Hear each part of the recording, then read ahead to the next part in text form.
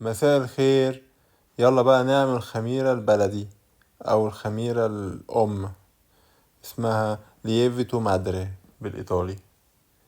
هي الطريقة بسيطة جدا، بنحط دقيق ومية بس.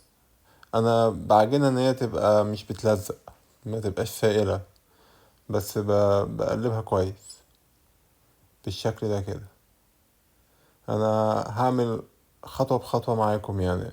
هو الموضوع بياخد معايا حوالي يومين.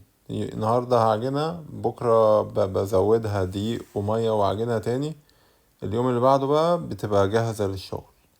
بس الكمية اللي أنا عاملها دي قليلة جدا على فكرة، أنا بعمل عشان أوريكم.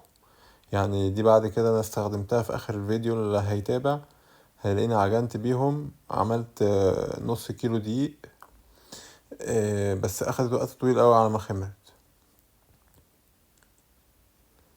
ده كده تاني يوم بعد ما سبتها ترتاح.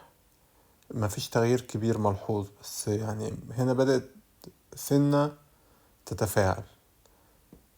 بطلعها وأقلبها تاني في شوية مية ودقيق، قليل قليل مية قليل قليل دقيق، وأعجنها. وبعدين بغطيها تاني وأقفل عليها. أنا لقيت هنا الفوطة دي مضايقاني، فمعلش يعني شلتها على جنب. بص القوام بتاعها مش بتلزق يعني. بحط دقيق من تحت وفوق عشان الخميرة تتغذى عليها، هي بتتغذى على الدقيق. انا مكنتش عارف احط العلبة من تحت الفوطة ولا فوق الفوطة، بس لقيت حل في الاخر. المهم تاني يوم بفتح العلبة، لقيت الشكل ده كده. انا اتفاجئت زيكم بالظبط، هي كده جاهزة للشغل. بس زي ما قلت لكم، يعني مش زي الخميرة الفورية مثلا معلقة تقوم بالواجب.